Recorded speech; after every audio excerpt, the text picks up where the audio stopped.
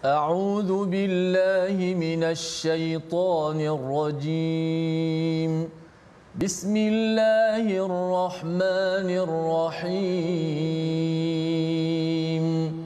الحمد لله رب العالمين. الرحمن الرحيم. مالك يوم الدين. إياك نعبد وإياك نستعين. اهدنا الصراط المستقيم. صراط الذين أنعمت عليهم غير المغضوب عليهم ولا الضالين.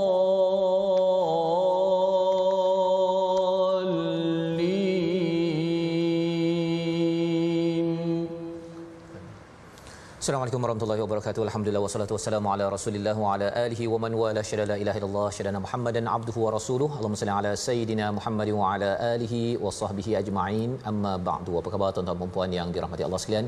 Kita bertemu dalam My Quran Time baca faham amal pada hari ini. Kita bersyukur pada Allah Subhanahu wa taala kita diizinkan berada pada halaman pertama juz yang ke-30. Juz yang terakhir daripada Al-Quran yang moga-moga Allah terima daripada segala amal kita, kesungguhan kita bersama 29 juzuk sebelum ini. Dan hari ini kita bersama Al-Fadil Ustaz Tirmizi Ali. Apa khabar Ustaz? Baik, alhamdulillah. Ustaz Faham, apa khabar ini? Alhamdulillah Ustaz ya. Insya-Allah. Kita berada pada juz akhir Ustaz. Ya, halaman yang pertama surah An-Naba ini juz amma. Biasa orang cakap juz amma dan alhamdulillah bila dah sampai di hujung-hujung ini, semalam saya ditanya Ustaz Tar, Ustaz Tir macam mana bila dah sampai di hujung ini, apa perasaan dan harapan pada semua yang bersama setia? Masya-Allah, sudah pasti saya dan penonton-penonton tak sabar-sabar nak belajar. Sebab bila disebut juzuk 30 juz amma, ramai di kalangan kita boleh baca dengan baik, bahkan sebahagian besar daripada kita dah hafal lah daripada juzuk amma. Kalau saya baca salah dalam solat pun makmum kat belakang boleh satu masjid boleh tegur. Maknanya kuatnya ingatan dan hafalan. Bila kuat hafalan ingatan, sudah pasti kita nak maju setapak ke hadapan, nak tahu apa yang berlaku, apa mesej yang Allah sampaikan. Dan saya dan penonton-penonton pasti nak belajar tadabbur pada Ustaz Fas hari ini, insya-Allah. Insya-Allah kita bersama doakan ya, sama-sama kita doa Allah mudahkan urusan kita sampai ke hujung khatam My Quran Time ini, dan ada lagi kesempatan untuk kita meneruskan lagi dan lagi daripada kalam Allah Subhanahu Wa Taala. Kita doa pada awal ini, subhanakala ilmalana illa ma 'allamtana innaka antal alimul hakim rabbi zidni ilma. Moga-moga Allah menambahkan keberkatan, kebahagiaan pada tuan-tuan sekalian. Kita semua dengan ilmu daripada halaman 582, kita saksikan sinopsisnya. Iaitu daripada ayat yang pertama hingga ayat yang ke-16 memulakan surah An-Naba, bercerita tentang pemberitahuan hari kebangkitan dan apakah dalil buktinya. Seterusnya pada ayat yang ke-17 hingga 30 kita melihat kepada sifat dan tanda hari kiamat serta pelbagai azab yang Allah berikan peringatan agar kita berusaha untuk menjauhkannya. Sama-sama kita mulakan dengan ayat 1 hingga 17 terlebih dahulu peringkat awal ini untuk sama-sama kita menghargai memulakan juz amma kita. Mengapa dinamakan juz amma? Kerana ia bermula dengan amma yatasaalun bersama Ustaz Tirmizi. Sila Ustaz. Baik, alhamdulillah, terima kasih Pak Azrul atas mukadimah dan pendahuluan daripada kita semua, dapat sama-sama kita memahami sinopsis secara overall apa yang akan dibincangkan dalam surah ini. Dan insya-Allah saya akan baca terlebih dahulu daripada ayat pertama hingga ayat 17. Dan saya kira surah ke juzuk yang ke-30 ni, surah Amma Yatasaalun ni, saya akan baca dengan dalam nahwan lah, kerana Ustaz Fas pernah berkata insya-Allah juzuk-juzuk hujung tu bolehlah Ustaz Fas tarik nahwan, maka saya orang kata apa, beri kunci sikit macam dalam lagu nahwan. Insya-Allah mudah-mudahan sama-sama kita akan sampai surah demi surah demi surah dalam satu hari, insya-Allah. Kita baca ayat pertama hingga 17.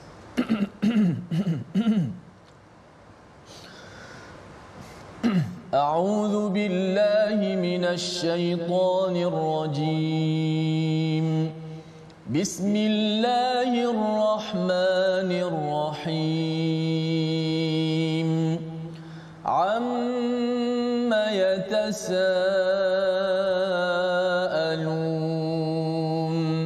عن النبأ النبأ العظيم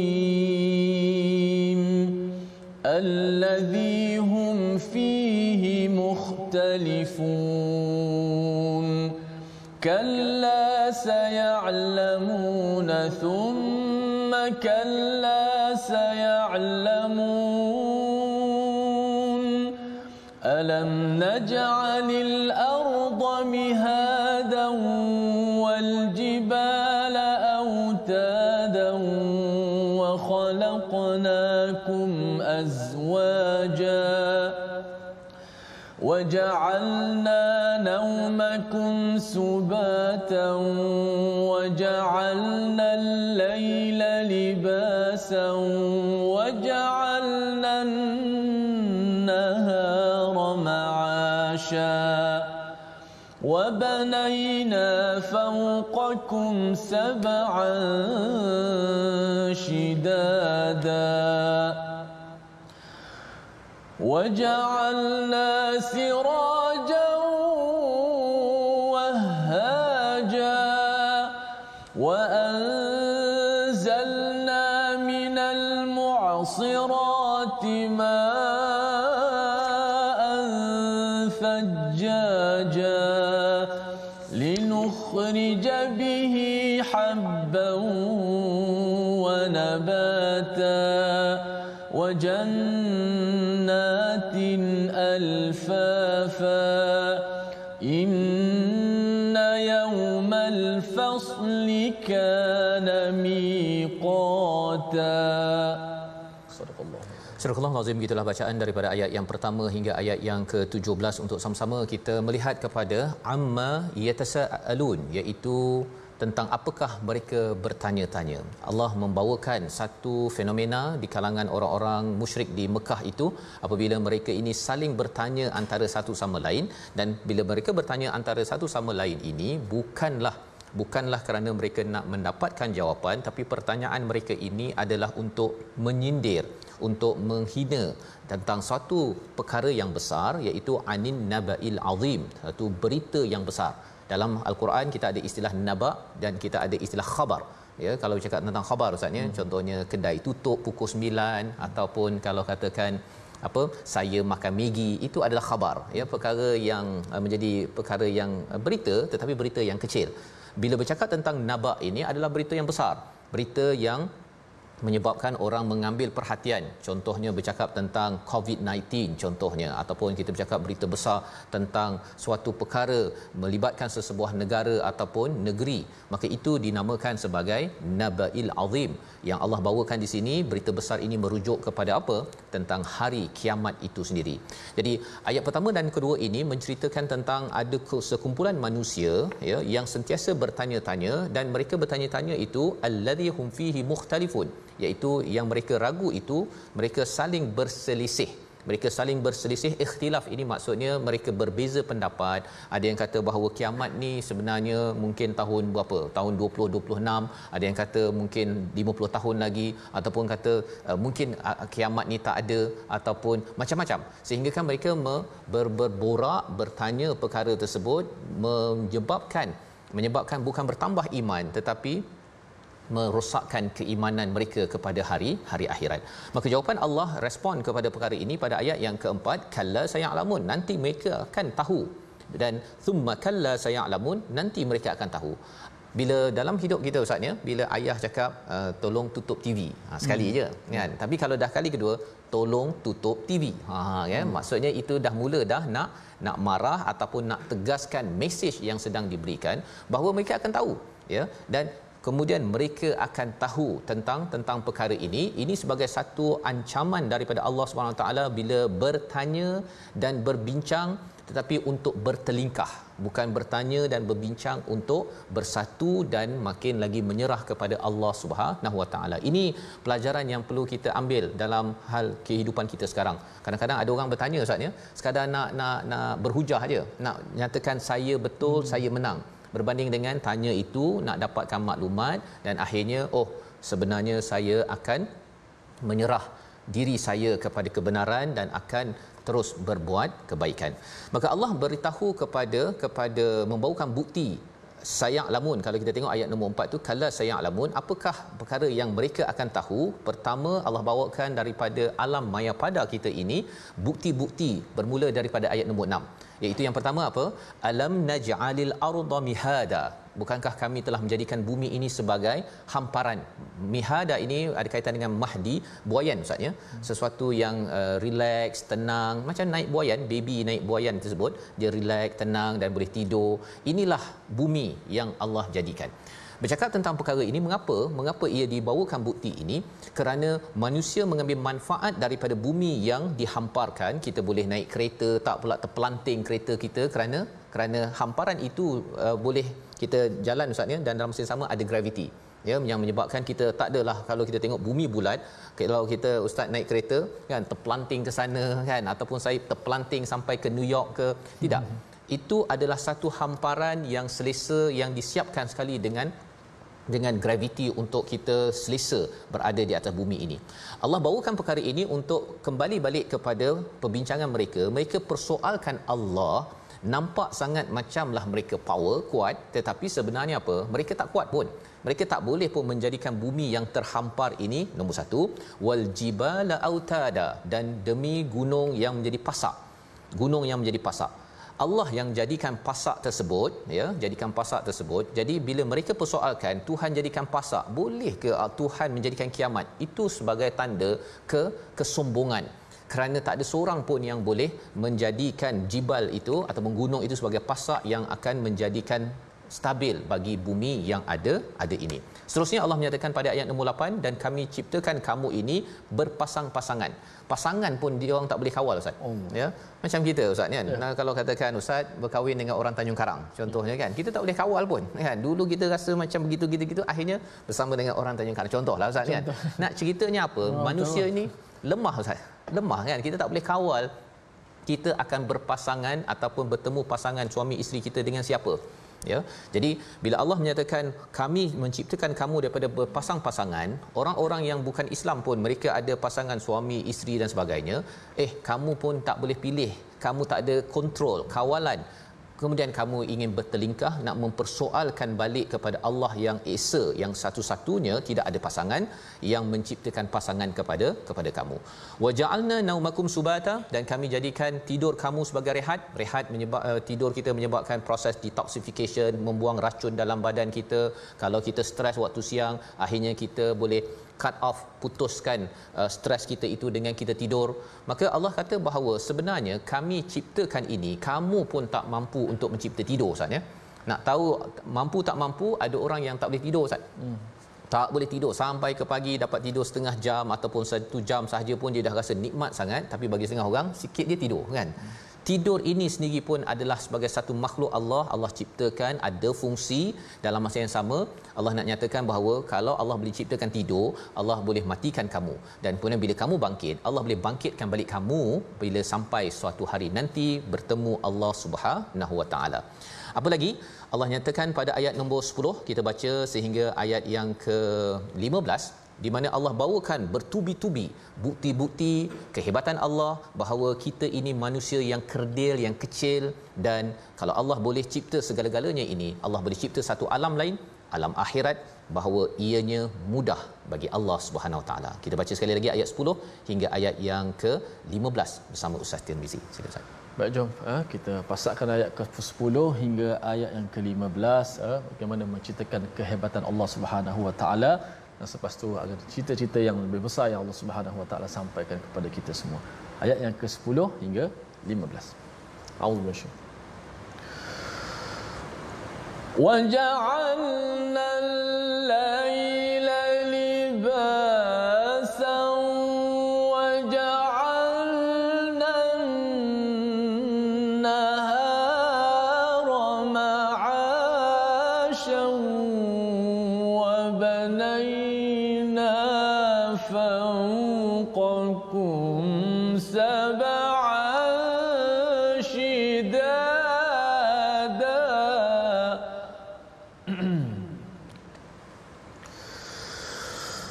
وَجَعَلْنَا سِرَاجًا وَهَّاجًا وَأَنزَلْنَا أنزلنا من المعصرات ماء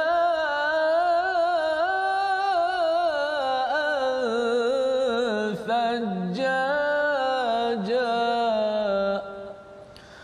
لنخرج به حبا ونباتا. Surah Al-Azim Azim ayat yang ke-10 Allah menyatakan, dan kami ciptakan, kami jadikan malam sebagai pakaian yang menyebabkan tertutup ya pelbagai kelemahan, dalam masa yang sama ia peluang untuk kita menutup balik lompong-lompong yang ada dari segi kebaikan. Tetapi ada juga yang menjadikan malam untuk berbuat kemudaratan, jenayah, dosa dan sebagainya. Tapi Allah nak menyatakan bahawa tak ada seorang pun yang dapat menghalang daripada malam menjadi malam. Ya, betapa lemahnya kita boleh letak lampu saat ni bagi terang satu dunia, tetapi cuba pastikan bahawa bila sampai malam tu stop matahari agar jangan terbenam dan siang tetap siang. Tidak mampu. Bila tidak mampu perkara ini, bila kita perhatikan malam ini tanda bahawa saya ini amat lemah, Allah yang berkuasa. Jadi bila Allah nak jadikan balik hari kiamat nanti, saya tak wajar untuk berselisih ataupun bertanya soalan-soalan yang tidak patut. Betul ke, ada ke? Padahal sebenarnya saya yang kena memanfaatkan segala nikmat yang Allah beri untuk membuat persediaan sampai kepada hari akhirat. Pada ayat yang ke-11 Allah menyatakan kami jadikan siang sebagai tempat untuk mencari kehidupan, untuk mencari, untuk bekerja. Ini juga tidak dapat dikawal oleh manusia. Sampai matahari, sianglah dia. Tak boleh pula kita cuba tutup matahari tersebut agar tetap malam. Dan pada ayat yang ke-12 Allah jadikan di atas mereka itu 7 petala langit yang kuat pun itu adalah manfaat untuk kita. Kita tidak dapat ciptanya, kita dapat segala manfaat itu daripada Allah yang berkuasa untuk mengingatkan kepada kita suatu hari nanti ada 7 petala ataupun 7 lapis syurga yang kuasanya adalah daripada Allah Subhanahu Wa Taala. Dan bila bercakap tentang ayat 13 Allah ciptakan matahari Ustaz ya. Matahari pada ayat yang ke-14 itu ada awan yang menurunkan air yang mencurah-curah.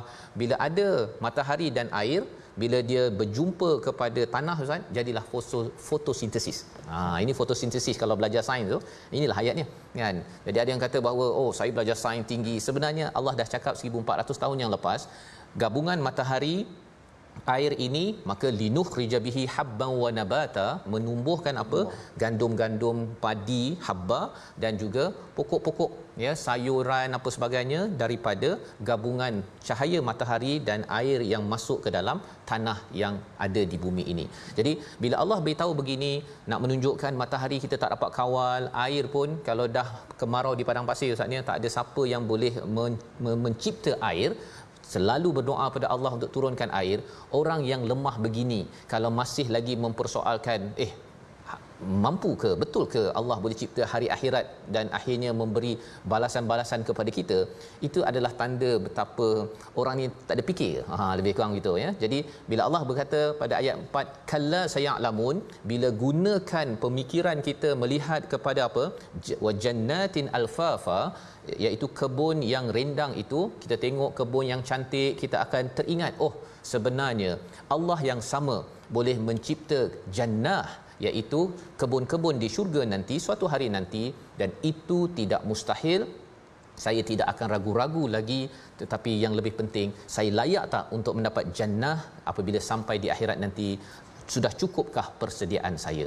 Jadi ini adalah pelajaran yang daripada ayat yang ke-17 bermulalah satu lagi summa kalla sayalamun ya, pada ayat yang kelima mereka akan tahu satu di dunia ini mereka tahu macam-macam, dan bila sampai di akhirat nanti Allah menceritakan mereka pasti akan tahu sesuatu berdasarkan pada ayat 17 dan seterusnya yang kita akan ikuti selepas rehat nanti. Membawa kepada perkataan pilihan kita pada hari ini, kita saksikan nafakha, iaitu meniup ataupun menghembus. 20 kali disebut di dalam Al-Quran, dan ini kita akan jumpa pada ayat 18 yang kita akan baca selepas rehat nanti insya-Allah, berkaitan dengan tiupan sangkakala.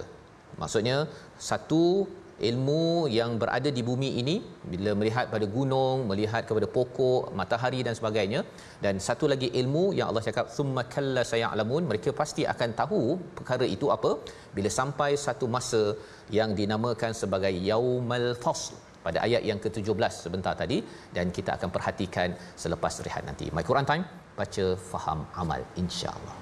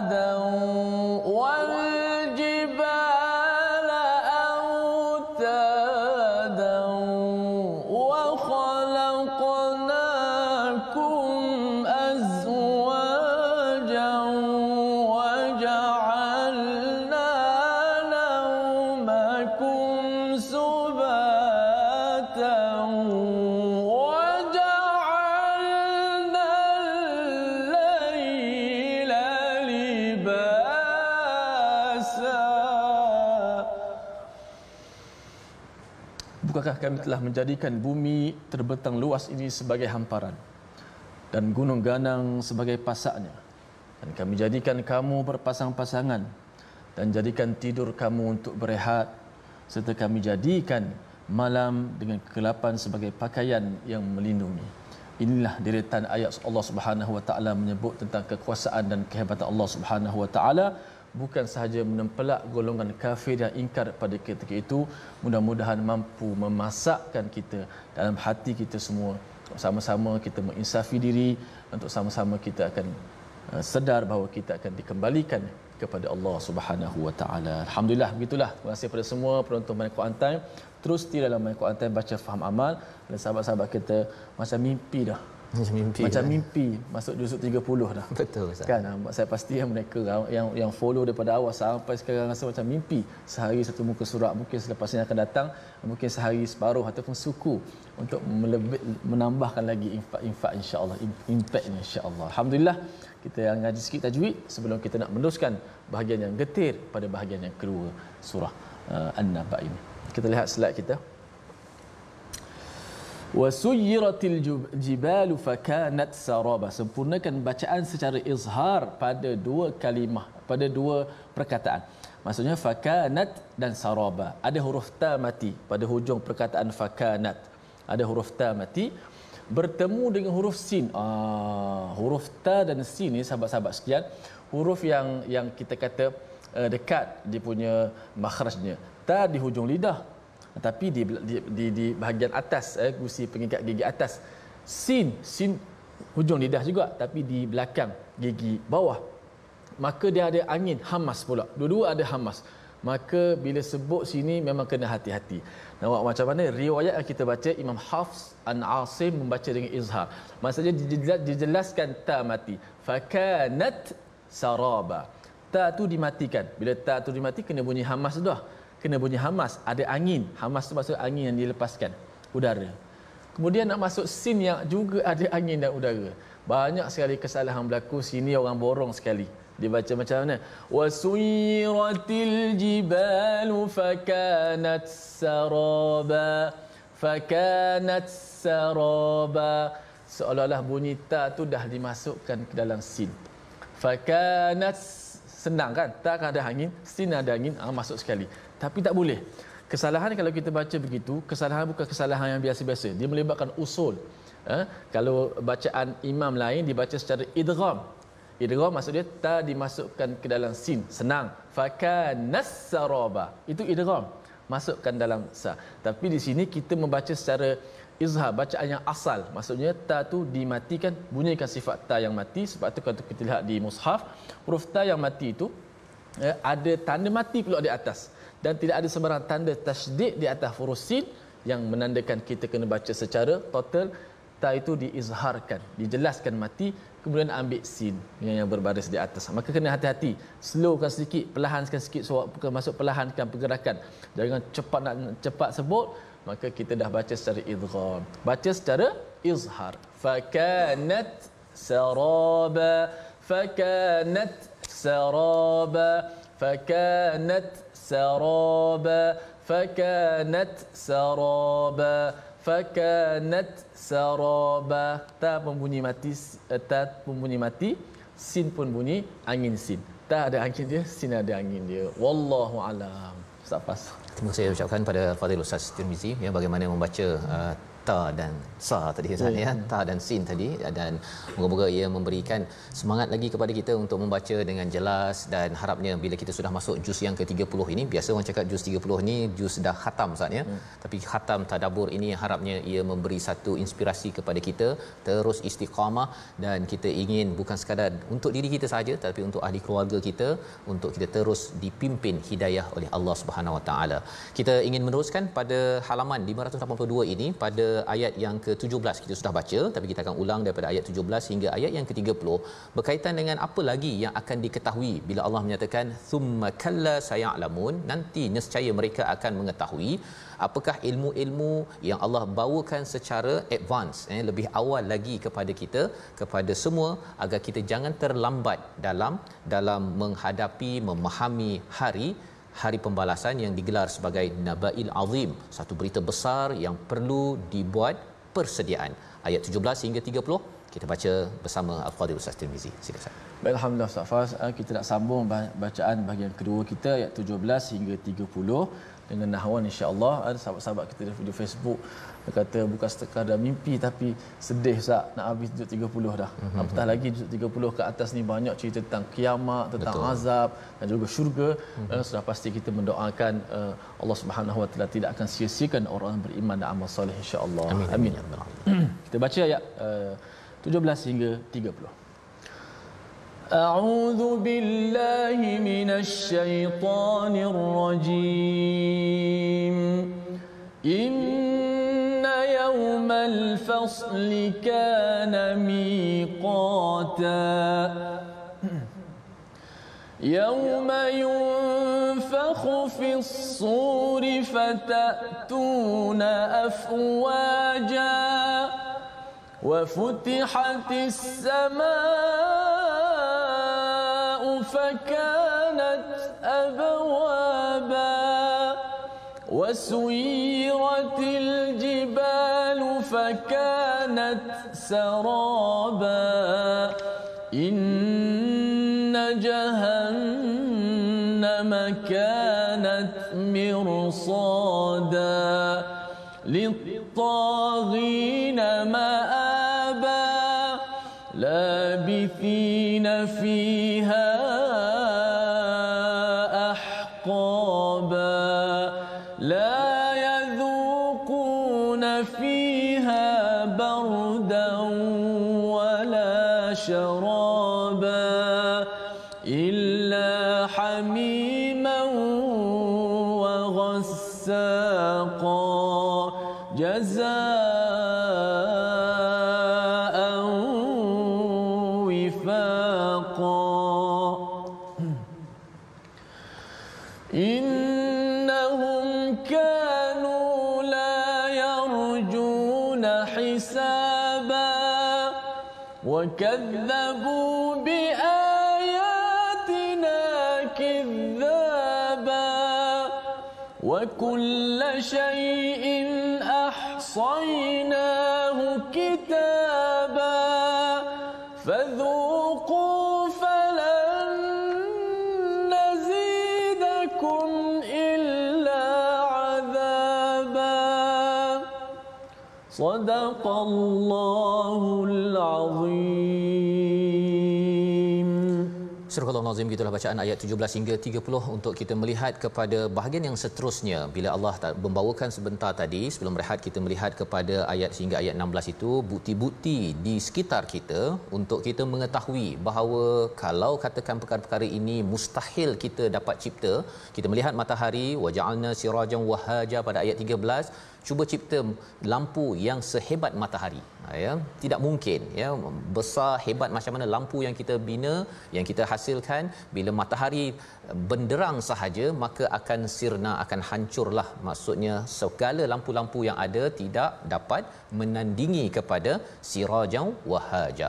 Jadi bila satu ilmu itu, bahagian ilmu itu sudah cara fikirnya dikuasai, Allah bawakan lagi satu lagi ya, iaitu inna yaumal fasli kana miqata, pada ayat yang ke-17, sesungguhnya hari pemutusan hukum itu adalah satu masa yang ditentukan. Kita baca daripada surah Al-Mursalat semalam bila Allah menyatakan hadza yaumul fasl, ini adalah hari pemisahan ya, hari kita memisahkan yang betul dengan yang salah, bagi pengikut yang betul dan pengikut yang salah. Kadang-kadang pengikut itu suka ikut pada seseorang, tetapi bila sampai satu masa kita tahu bahawa saya tidak akan ikut pada orang tersebut. Kerana apa? Kerana saya tidak mahu terlibat dengan mana-mana jenayah ataupun kesilapan yang ada. Di dunia mungkin kita rasa bahawa tak apa, bila sampai kepada yaumul fasl ini ya, itu menyebabkan si ayah maksudnya ayah ataupun anak berpisah daripada mak, daripada anak, daripada adik-beradik. Kerana apa? Kerana amat dahsyat apa yang berlaku bila sampai di hari pembalasan nanti. Allah menyatakan kana miqata, kerana apa? Kerana kita dah tahu bahawa bila kita melihat surah-surah sebelum ini, langit ada masanya. Langit berfungsi sampai masanya dia akan terpecah. Bumi ini akan habis. Dan ini yang Allah ingin bawakan kepada kita, bagaimanakah masa itu dikaitkan dengan yauma yunfakhu fis-suri fatatuna afwaja. Pada waktu ditiup sangkakala yang pertama itu, maka fatatuna afwaja, kamu datang berduyun-duyun. Ini istilahnya iltifat maksudnya. Iltifat ni maksudnya perubahan. Kalau tadi Allah cakap tentang mereka bertanya, mereka bersoal jawab, tetapi kali ini Allah cakap fatatuna afwaja, kamu akan datang berduyun-duyun. Dia lebih kurang kalau katakan ada pelajar-pelajar yang tak belajar bersungguh-sungguh. Dia cakap begitu, cikgu cakap kan. Tapi kalau kata Ali, kamu ni memang tak belajar bersungguh-sungguh, itu marah tu. Lain marah kan. Jadi bila bercakap tentang ayat ke-18 ini, Allah menegaskan fatatuna afwaja, ya, kamu berselisih cakap pasal hari kiamat macam tongtang begitu, tapi sebenarnya kamu yang akan datang berduyun-duyun pada hari tersebut. Wa futihatis samaa'u fakanat abwaba, ya, apakah yang berlaku pada hari kiamat itu? Dibukakan pintu langit, dan pada waktu itu ya, langit yang terbuka pintu itu, kita tahu dah bahawa langit tidak lagi seperti kaedah yang sedia ada sekarang, yang stabil, yang menyebabkan kita dapat hujan, kita ada bintang-bintang. Bila sudah terbuka pintu tersebut, kaedah cakrawala pun sudah berbeza. Kita tahu bahawa hari ini adalah hari yang amat menggerunkan. Wasuyiratul jibal fakana saraba, ayat yang ke-20.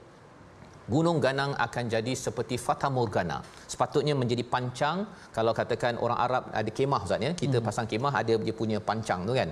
Tetapi kalau pancang itu tercabut, maka akan hancur kemah.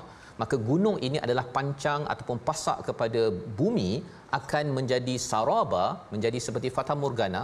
Itu menandakan bahawa bumi akan berselerakan.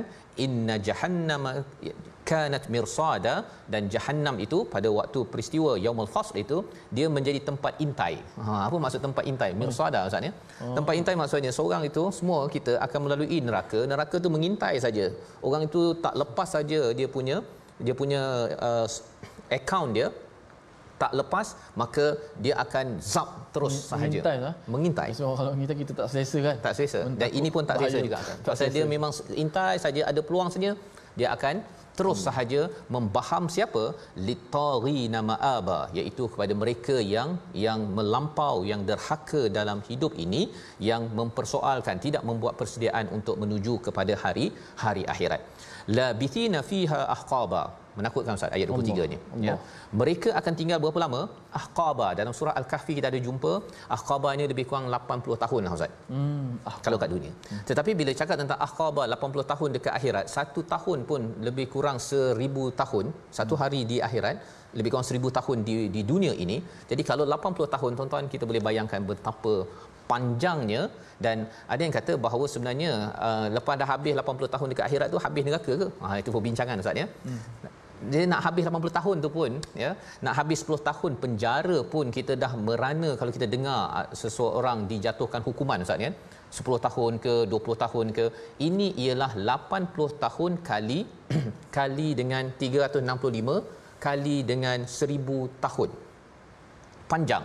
Dan ini adalah satu ancaman daripada Allah yang kita doakan kita dijauhkan benar-benar, kerana keadaan di dalam Jahannam itu amat ngeri. Ayat 24 hingga ayat yang ke 27 kita baca, memahami perkara ini agar Allah pelihara diri saya, diri tuan-tuan, keluarga kita, dengan sama-sama kita membuat persediaan untuk Naba'il Azim. Kita baca bersama sekali lagi ayat yang ke 24 hingga ayat yang ke 28. Silakan Ustaz. Jom sama-sama kita pasakkan lagi sebagaimana Allah Subhanahu Wa Taala menjadikan bumi ini sebagai pasaknya, ada gunung ganang sebagai pasak. Kita sentiasa menjadikan ayat Al-Quran untuk memasakkan hati-hati kita semua insya-Allah. Auzubillahi لا يذوقون فيها بردا ولا شرابا إلا حميما وغساقا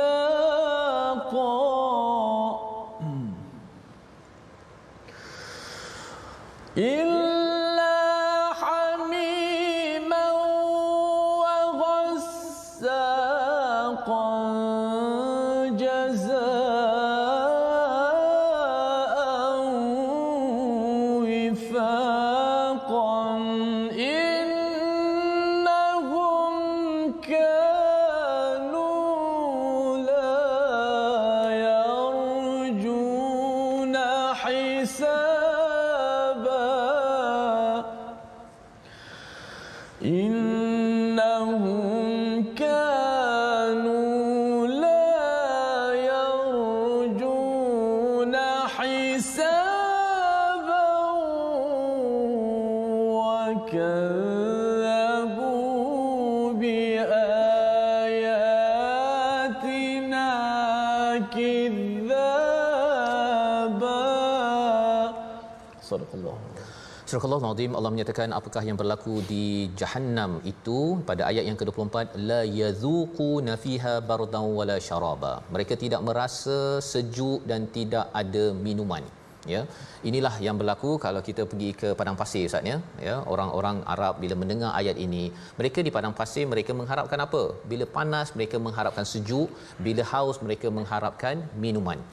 Dan mereka ada pengalaman bahawa bahang panas baru ni bila pergi haji Ustaz kan, bila 45 46 keluar daripada kemah tu kan, sekejap saja nak masuk kemah balik semula. Kerana apa? Panas, dan juga lepas tu kita mesti nak cari air, dan air pun kalau boleh tak naklah air pipe tu Ustaz, pasal panas air pipe, air yang sejuk ya, paling kurang pun air yang suhu bilik biasa. Jadi Allah menyatakan bahawa orang yang berada di Jahannam ini, mereka ini di dunia mungkin dah ada aircon, mereka ni mewah, mereka minum pun sedap-sedap. Kalau mereka melakukan taghut dalam ayat yang ke-22 tadi, inilah tempat kembali mereka, iaitu tidak sejuk dan tidak ada minuman kecuali pada ayat yang ke-25, hamiman wa ghassaqa, air mendidih, air nanah Ustaz. Didih dan nanah. Tuan-tuan boleh bayangkanlah kalau kita hamim itu air yang menggelegak tu, yang kita masak tu, waktu itulah minum kan. Dan wasaqa iaitu air nanah, ada yang diterjemahkan kalau kita basuh pinggan yang keladak-keladak tu, itulah menjadi minuman kepada mereka yang berada di sini. Mengapa dapat begini? Kerana di dunia minuman apa sahaja yang ada dia rembat saja, rakyat punya ke orang lain punya ke, dia ambil sahaja. Maka yang berbaki yang orang tak nak ialah apa? Air mendidih dan air nanah. Maka inilah yang dibekalkan, yang kita doa Allah jauhkan daripada kita dengan kita menjaga segala sumber makanan kita. Allah lindungi kita. Kadang-kadang kita terlepas Ustaz ya. Terlepas, sebabnya kita ada zakat ya, kita ada infak kerana kita nak membersihkan perkara tersebut, tapi syaratnya mestilah kita betul-betul menjaga amalan kita. Jazaa'an wifaqa, pada ayat yang ke-26 Allah kata balasan ini adalah setimpal. Maksudnya Allah tak bagi lebih-lebih, buat dua Allah balas dua sahaja. berbanding dengan orang bertakwa yang kita akan baca esok insya-Allah, di mana kalau dia buat 2 Allah balas dengan 20 ataupun 200. Ini kasih sayang Allah masih lagi disampaikan pada ayat yang ke-26 ini. Allah balas setimpal sahaja. Dan selepas itu ayat yang ke-27, innahum kanu la yarjuna hisaba. Mengapa mereka jadi begini? Kerana mereka rasa bahawa alah, kita ni tak adanya selamatnya kan. Kita banyak, kita ada peguam, kita ada orang-orang yang jaga kawasan kita. Kita tak akan kena tangkapnya, ya. Bila rasa begini, Allah kata itulah balasan kepada jazaa'an wifaqa. Perkataan jazaa'an wifaqa itu maksudnya dia satu kasih sayang Allah, ya, tapi dalam sesama menakutkan juga. Contohlah, ya, kalau seorang bunuh seorang, kalau kat dunia ini dia masuk penjara kena bunuh dia seorang je kan. Tapi kalau seorang membunuh 100 orang kat dunia ni, dia bunuh seorang, dekat akhirat nanti setimpal dia mungkin kena bunuh beratus-ratus kali ataupun 100 kali. Kerana apa? Kerana di dunia dia hanya dibalas penjara 10 tahun ke 12 tahun, tapi dah tipu berjuta orang, ya. Jadi jazaa'an wifaqa itu adalah satu ayat yang amat mengerikan kalau kita menipu ataupun menghancurkan orang ramai, yang amat ramai. Dan ini adalah peringatan Allah, jangan didustakan sebagaimana ayat 28, wa kadzabu biayatina kidzaba, ya, mereka mendustakan terhadap ayat-ayat kami dah ingatkan tapi tak ambil cakna. Wa kullu syai'in ahsaynahu kitaba, kami akan catat semua apa yang dibuat kepada A, kepada B, kepada C, semuanya akan dicatat. Fadzuqu falan nazidakum illa azaba. Menakutkan tuan-tuan sekalian, ustaz, ya. Maksudnya diberikan azab, mereka rasa nak keluar saja, tambah lagi azab. Allah tambah lagi azab. Yang kita doakan dalam kehidupan kita, kalau ada perit sikit nak baca Quran, kita nak solat macam malas sikit, ustaz, ya, kita ingat bahawa ya Allah, penat di sini, harapnya saya tidak perit bila sampai di akhirat sana. Membawa pada resolusi kita pada hari ini, kita saksikan yang pertama, kita pelajari ilmu berkaitan dengan ujian akhir zaman agar beringat betapa dekatnya hari kiamat. Yang pertama. Yang kedua, gunakan nikmat siang dan malam dengan menjalani aktiviti yang baik yang membawa kita ke syurga Allah. Dan yang ketiga, jaga setiap amal perbuatan kerana semuanya akan dihitung, tidak akan diketepikan. Kita berdoa pada Allah. Silakan. Bismillahirrahmanirrahim. Alhamdulillahirabbil alamin. Wassalatu wassalamu ala asyrafil mursalin wa ala alihi wa sahbihi ajma'in. Allahumma arhamna bil Qur'an wa akrimna bil Qur'an wa nawwirna bil Qur'an wa shafina bil Qur'an wa adibna bil Qur'an wa khalliqna bil Qur'an. Ya Allah, muliakanlah kami dengan Al-Quran. Rahmatilah kami dengan Al-Quran. Cahayahilah kami dengan cahaya daripada Al-Quran. Ya Allah, keadabkanlah kami dengan adab daripada Al-Quran. Akhlakkanlah kami dengan akhlak dari Al-Quran, ya Allah. Sembuhkanlah kami daripada Al-Quran, ya Allah. Ya Allah, jadikanlah Al-Quran yang kami sentiasa baca dapat kami amalkan dalam kehidupan seharian kami, ya Allah. Ya Allah, selamatkanlah kami pada hari pemutus, ya Allah. Ya Allah, selamatkanlah kami pada hari-hari akhirat nanti, ya Allah. Kami sedar, ya Allah, kami keseorangan, ya Allah. Tidak ada peguam, tidak ada pembantu kami, ya Allah, melainkan takwa dan amal soleh, ya Allah. Permudahkanlah hisab kami, ya Allah. Permudahkanlah perjalanan kami di hari akhirat, ya Allah. Ya Allah, berikanlah syafaat Nabi kami Muhammad sallallahu alaihi wasallam, ya Allah.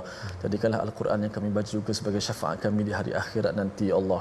Ampunkanlah segala dosa-dosa kami, ya Allah. Permudahkanlah perjalanan akhirat kami, ya Allah. Perjalanan yang sangat panjang, ya Allah, yang kesudahannya sama ada syurga ataupun neraka, ya Allah. Kami berharap dengan rahmat pertolongan-Mu, ya Allah. Golongkanlah kami semua di kalangan ahli syurga, ya Allah. Jadi kami semua ahli Al-Quran, ya Allah, termasuk dalam golongan ahli syurga-Mu, ya Allah. Rahmatilah kami, ya Allah. Ampunlah dosa-dosa kami, ya Allah. Terimalah akan taubat kami, ya Allah. Amin. Amin ya rabbal alamin.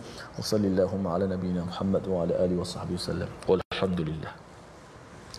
Amin amin ya rabbal alamin. Moga-moga Allah mengabulkan doa kita, mengampunkan dosa kita, tuan-tuan, kesilapan yang ada, dan terus memimpin kita kuat dalam mengingati Allah. Inilah yang kita ingin bina dalam Tabung Gerakan Al-Quran, satu platform bersama. Saban hari kita mengingatkan kerana kita sudah pun berada di juz yang terakhir, bukannya terus kita tamat, tetapi harapnya dengan sumbangan tuan-tuan itu kita dapat terus istiqamah bersama Al-Quran, dan Quran Time dapat diteruskan pada bahagian yang kedua. Bagaimana caranya dan sebagainya, itulah yang akan diumumkan, yang kita doakan bersama. Allah izinkan kita bersama. Kita bertemu lagi dalam halaman seterusnya menyambung surah An-Naba dan An-Nazi'at. My Quran Time, baca faham amal insya-Allah. Allahumma